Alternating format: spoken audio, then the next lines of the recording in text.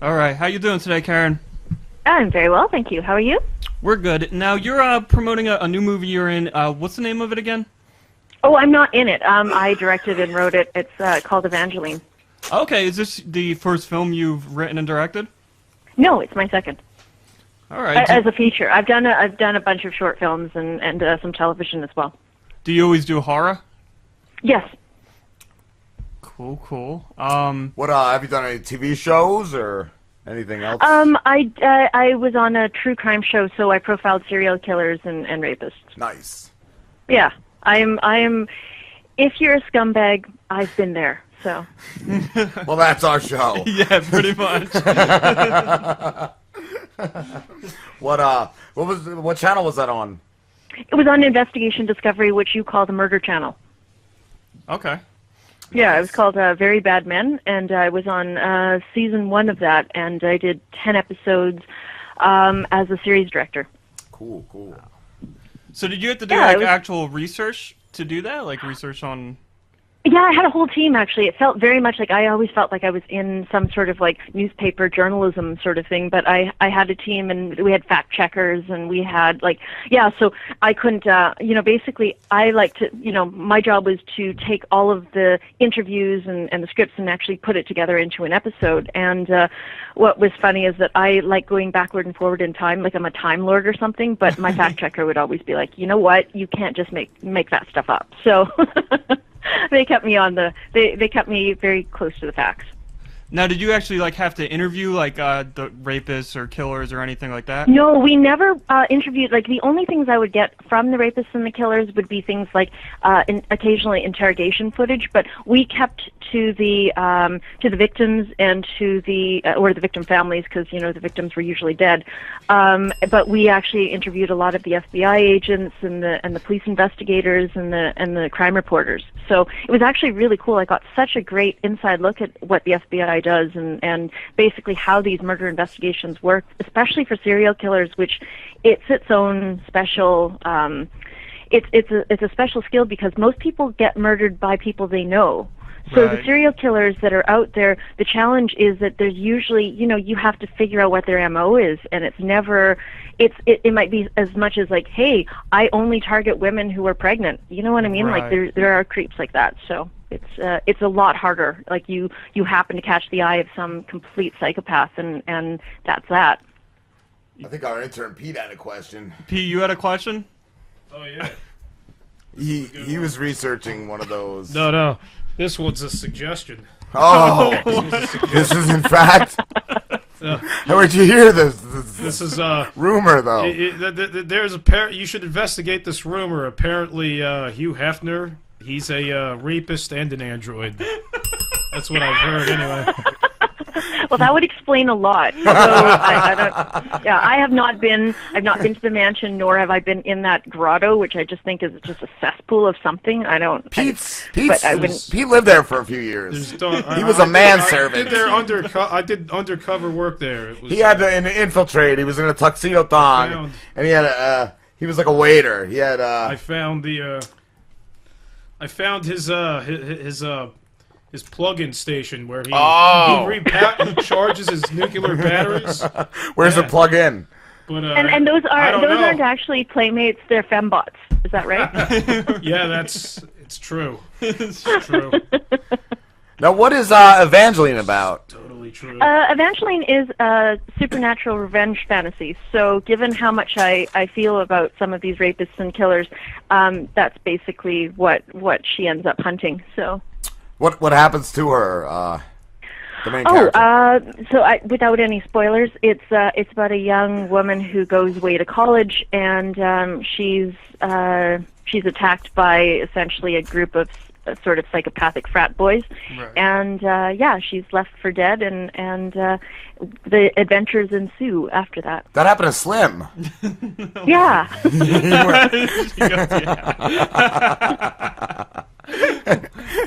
He went to OCC for a semester, and frat boys did stuff to him. Frat boys do something to all of us. I think that, what is it? Avoid frat boys, and from what I can see in the newspaper, also kind of places where there's like football teams. I think there's like there's something weird in the air, especially in colleges. Did Don't drink Budweiser. Yeah, I was gonna say Bud Light. They were accused of having rape slogans on their bottles about a week ago. I didn't know if you exactly. It was the taking the no away or something like this, like One of them said just for the rape of it, Bud Light. Yeah. I like that one. I liked. I have that on my mantle. Yeah, there was one that was like rapity rape rape rape. Yeah, there was one with like 5 A's. It was just like rape. Yeah, it's something. I can't believe that they got it through their marketing department, or maybe that was the intent. I don't know. Yeah, we got people talking about it. When does this movie come out? Oh, hello? Yes, can you hear me? Yes. When does Evangeline come out? Is it on DVD or? It'll be on VOD on May the 9th, and then it follows up with Blu-ray and DVD on June the 9th. Cool. Is it going to be on like Netflix and any digital things? It'll be on digital platforms like iTunes and that, but I'm not sure about Netflix for a while because, we usually leave Netflix to the very end if we can. Okay. How long did it take to film? It took 18 days. It took a year and a half, or maybe 2 years to get it basically financed, and then and then I think I spent another 6 or 8 months with my editor in a very dark room. For it's the fun of editing, and where you get to go over and see what mistakes you made as a director. There's nothing more humbling than sitting in the edit suite with your editor and saying, "What the hell was I doing?" Anyway, but it's good. Slim and Pete do that a lot. I can't vouch for that. Did you have to submit it to like film festivals or anything like that? Oh yeah, we premiered actually of all places in Stockholm in Sweden at a horror festival there, and we basically played everywhere except for the States until now. So it's kind of funny. We've been to last summer I was in Korea with it. It's been to South Africa. It's been it actually went theatrical in Latin America. So and it's even been in Canada. But now it's weird. It's like circling all the way back to America. Now, how's the reception of it been so far? Oh, it's been amazing, but what's been really fun is that every country has a slightly different take on it. You know, when I went to Sweden, people are like, well, because they have a strong gender issue, so it's like, how does it feel to be a feminist filmmaker? When I went to Korea, because they're actually Christian, they were like, how does it feel to be a Christian like a Christian horror filmmaker? I was like, wow, that's really weird. And yeah, so it's interesting because there's a lot of different elements in the film, and people kind of come at it from different angles. Wow. And so, yeah, it's kind of interesting to be like, and actually I had people from, in town, I had women from the local rape shelter who said, it's an important film, we'd really like to show this. And I was like, really? It's strange to me. And we opened the Women's Festival, but we've also been showing in a lot of horror festivals. So it's a very strange combination of things. Okay, Karen, I think we have a caller on the line. Hi, caller, you're on the line with Karen. Hi, who's this? Hello? Hi, who's this? Hello? Hello? Hi, who's this? It's Frankie. Hey, what's going on, Frankie? You're on the line with Karen. She's a film director and writer. Do you have any questions for her? Yeah, I was in a movie. I didn't know if you could get me a gig. What are you? Are you an actor? Yeah. I was in a movie called Honey, I Touched the Kids. It's a poster, and it's just got me, and it says, yeah, I touched those kids, I touched their hearts. And it's me, I play the ball Santa and a meth head, and that's about it. Well, if you can get your way up to Vancouver, that's where I'm based. Okay. You can't make a call, get me in Hollywood? No, I'm sorry. If I could do that. Uncle Peaches, and I put up flyers like around churches, and so you write my phone number off for a babysitter, and baby oil. Baby oil. It's in the budget. These, Frankie, Yeah. I feel like these films are going to offend a lot of people. Yeah, but they're true stories. Oh my God. Allegedly. The cases are not closed yet. Jesus. So, you guys bail me out. Of course, we will always bail you out, Frankie. It's my one phone call. Okay. All right. All right. See you guys. All right. Take care, Frankie. All right, Karen. All right. So, what I wanted to ask you It makes is, me almost want to be a lawyer again, but no. were you a lawyer at some point? Yeah, that's how I started my career. Oh, that's So, awesome. We should hire you because we could really use a lawyer because we have people trying to sue us like once a week. So Yeah, well, maybe it's that or bail Frankie out, right? or bail yeah. Frankie out is one of those. So I was going to ask you, being a director and a writer who focuses on horror films, obviously you're a fan of horror films. Which are some of your favorite horror films, and which ones actually inspired you to get into writing and directing horror movies? I have always loved horror films. I started as a reader, so I was snoodily into like Gothic literature and that. But I think that by the time, like, I was producing for years before I actually started writing and directing, and I actually started writing and directing because I just fell in love with all the Asian horror that was coming out. I really loved all the J horror, and I think that one of my favorite films is still Audition, just because I feel very inspired by it. I never What's seen that? that movie, but I remember seeing like clips of it, and I never wanted to watch it. It's like a really screwed up version of Misery. I just remember this scene. Misery was fucked up. Misery was awesome. I still walk around thinking, like, some days I kind of hate the rain. You know, you got your sledgehammer. It's a good thing. But I'd say that Audition. I think some people, like, I saw it as a dark comedy, but apparently it's not that funny. So There's a scene where there is a scene in this movie where this guy is just in a bag, no limbs. She cut off all his limbs, and Nice. she pukes into a bowl and then force feeds him her throat. Oh, Baby Bird! I love a good Baby Bird. Actually, I was going to say that was one of my favorite cinematic moments. She's waiting for this phone call, and she's sitting on the floor, and her hair's just like down, and the phone's ringing, and then she smiles, and then this burlap sack behind her just flips. Like, Oh my Yeah, Nice. I've seen it's that. so Nice. It was creepy. That image, the image of her just sawing off that guy's foot with the piano wire, and she's just got this like creepy smile on her face. That still haunts me in my nightmares. Like, and I haven't even seen this movie. I just saw bits and pieces of it. yeah, I see it as a morality tale of what can happen to you. Yeah, and I really like, and again, I love the Asian horror films for that sort of thing. Like, I don't know if you saw. Did you guys see I Saw the Devil, the Korean serial killer film? No. No. So yeah, it's interesting because it's going from like a fairly, it's a brutal, like they do ultra violence, right? And then Right. at some point it turns into a cannibal film. I'm like, whoa, where did that come from? It's always it's always like they're loopy and they're really ultra violent and they're really interesting in that way. But for me, I don't necessarily go into ultra violence, but Right. I do, again, I appreciate it.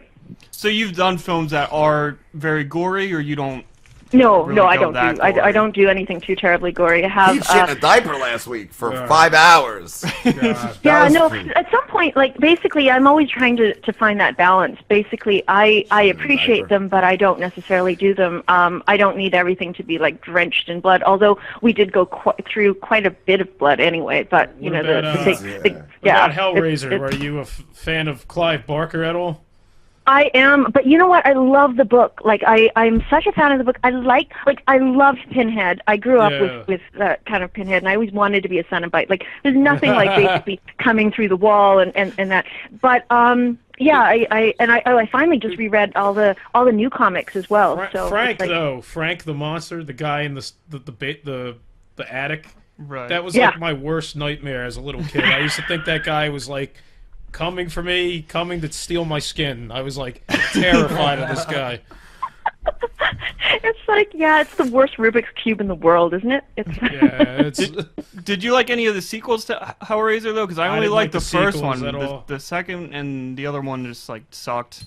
In my yeah, opinion. no, you know what? I don't watch a lot of sequels. Like I tend to sort of stay with the first, and then unless something's really compelling about the next ones, it's like, oh, do I have to go there? But you know, yeah. Anyway, I would love to actually get a little Hello Kitty, like the Hello Pinhead T-shirt. If someone can find me that, I would be really happy. So. Never seen that. So now, the short stories you've done, what were like the premises behind some of those? Has it always been like, you know, about somebody getting revenge, or? It seems to be, I seem to be kind of a vengeful person, but I'm not, like, I just noticed that, actually. I had, actually, based on my TV series, I did a dark comedy called The Meeting, and it's on YouTube now, and it's an AA group for serial killers. An AA group for serial killers. All right. Yeah, it's called just The Meeting.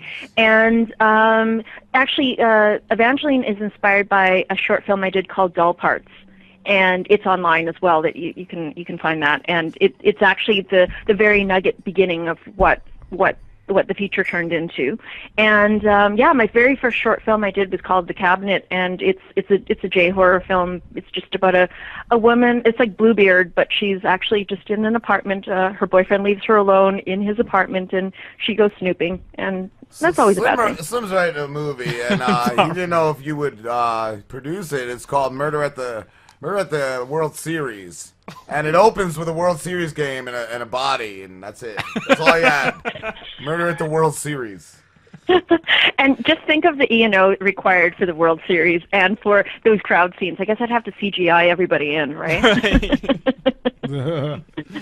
So, like, yeah, the big things, like, if you ever notice why horror films are always, like, a few people in the woods or a few people in a house, it's because it's you don't have to pay for that many extras. Ah, like, gotcha. Feeding them's a bitch, you know? Right. Were you in any of the Evil Deads? Because I love, like, the first two Evil Deads, and even Army of Darkness I thought was great. They were all good. Yeah. Well, you know what? I watched probably less of those. What is it? I did watch the latest one though. The reboot. That was sick. Did you guys think? Did you like it? I loved it, but it was still the worst piece of shit. I can't believe I fucking saw what I saw, but I still thought it was a great movie. It was fucked up, just fucked up good. Because everyone's asking me, I'm like, it's the biggest piece of shit I ever saw. So they're like, it's bad. I'm like, no, it's great, but it's disgusting. It was disgusting. Well, it was funny because I was there on a matinee, and I think I was one of 6 people, and apparently it was like normally sold out, except I think I was the other. I'm always the person laughing in the horror film, so I think that it's problematic. I should go with more people, so it's not just me laughing in a horror film by myself. People are going to think it's like there's something really wrong with me. So you've never been scared by any horror film you've ever seen? Oh no, I have been. I think the original Japanese Ringu freaked the hell out of me. Like that was, I the Ring, think right? The Ring, yeah. Yeah, things crawling out of TV sets and stuff like this. Like I'm actually really terrified of demons and things. Like I don't think serial killers bother me nearly as much, but like not demons as in, oh, you know what, I opened up this book and it was bound in human skin and I shouldn't have done that. But I think real demons. I think mainly because I've had a couple of paranormal experiences, and I think there's something. I think there's stuff that's out there that we should. What kind of paranormal experiences have you had? Oh, there was a true crime story that I was investigating, and there was sort of a demonic element to it, and things started happening around me, and all my friends started to get affected by it, so I actually had to back away from it. It was just really, it was, I literally get chills just thinking about it. I don't really want to talk about it because then it's like... I was just going to call you out. I was just going to call you out on it, too. It never happened. There were Chad things Meeks, happening our around other friend, me. Chad Meeks, he was abducted by aliens. So, We know all about you guys. Yeah, you know, there things happened around me, and it was demonic. What does that mean? Come on. Oh, well, no, meaning, as in, my girlfriends were like, I wrote a proposal, and I sent it into, like, one of my financiers, and she burst into tears when she started to read it. My girlfriend read the proposal, and she fainted. And so it's like, oh my God, that's really horrible. My mother, and basically my mother was getting really obsessed with it. Like, my entire research team that I'd brought on board to basically help me with some of the stuff, like, yeah, they were just, everyone was having sort of reactions to it, and just very subtle reactions, but enough that I was really bothered by it. And I had a girlfriend who's like kind of a little bit more tapped into these things than I am, saying, oh, you know what, I think whatever is in like the place that you're investigating is actually using you. You're like, I ended up being more or less a conduit. Isn't that horrific? Yeah, that is. Pete, did Pete have another question? No, he had two. He had two. What He had happened? 2 questions. Oh, pardon? Pete, he's dying ass. No, I lost my question. You lost. How did you Yeah. lose your question? I just forgot it just what I was slipped going to your ask. mind. You just, But I did wonder, are you a fan of any Cronenberg I movies? think Pete's in love. Oh, yeah, dead ringers. There's Yeah. nothing like those gynecological instruments, right? It's one of like, I saw that I think in junior high, and it freaked me right out. I hadn't seen any Cronenberg until then. I think I had forgotten, like, being Canadian, that we actually have a huge history have of problems with that. horror films. she used to be a lawyer, though. She said she could help Oh, us you out. were a lawyer? Yeah. Oh, fuck yeah, because there's a Canadian that wants to sue us. Canadian lawyers, right? So yeah, I just thought Right. started no, like one of the first films I saw was Happy Birthday to Me. Did you guys see that? It's the one with the shish kebab on the cover. No. Oh, I've seen. You've seen that one. Oh God. No, I haven't Tell seen her what you've it's- seen, Pete. And I was like re-exploring Canadian horror, like Cannibal Girls. Have you? No. Oh. What's It has there? a bell that rings in case anything horrible there happens. It triple actually anal tells you, like, when the bell rings, you may wish to hide your face. And it's got like Eugene Levy and Andrea Martin when they were like teenagers in this horror film, and it's so funny bad. Was Awesome. Karen, what Karen, was Pete's got a was question. Eugene and wait, who was in it again? Eugene Levy and Andrea Martin from SCTV, only this is before SCTV, Oh. so they were like, essentially, they were like teenagers, and it was a serious horror film. Were they engaging in any triple anal fisting in this movie? Was there any of that? There was not, In this but Eugene movie. Levy does sing with his guitar, so it's like, oh God. Did you ever see? There was a movie. Why can't I remember it? I think it was called. Triple anal Oh, fist. yeah. No, what's it called? It was Eugene Levy. Cannibal something, and they said that the guy that directed it got a lot of shit when he made the movie because they thought he was actually killing people, but he wasn't. He actually killed like animals. Cannibal Holocaust? Cannibal Holocaust. Yeah, I had read Yes. a lot about it, but I've never seen it. He was accused It of... is awesome. Like Yeah. at the time, it was I remember I wanted to see it, and I was staying with my grandmother in Hong Kong at that point, and my aunts all went to go see it, and I said I want to go see it too. They wouldn't let me go. My aunts came back, and one of them got sick, like she threw up after the wow. film. So I think it was at that time do that really, to the really, south. really shocking. every week. Yeah. Yeah, what people actually thought it was like real or something, right? I think so. Yeah, because I think that was before found footage, and it had that sort of documentary handheld sort of feel. So, yeah, I think people definitely I did think it was. I think I read that he was actually being investigated, and all the actors had to come out and be like, "No, we're still alive." He didn't Oh, kill any they of us. accused him of killing the actors. Yeah, they accused him Oh, of actually I just thought, murdering like, the. real life. yeah. Like outside of Yeah, All right. when you watch it now, it's really funny and it's really awesome in that, that really B sort of way. But back Right. then, I think people were really shocked because they hadn't seen anything that had that sort of documentary, and it was set up sort of like a documentary. Mhm. So, yeah. All right, Karen. Well, we got to let you go. We got another interview in 5 minutes. So why don't you let everybody know about your movie, let everybody know where they can find you, and then we'll let you go, okay? Okay, the film is called Evangeline, and it's out on VOD on May the 9th, and it is coming out to DVD June the 9th, and it's a revenge horror film. So, Okay. All right. Thank you very much, Karen. You take care. thank you so much. Okay, thanks. Bye.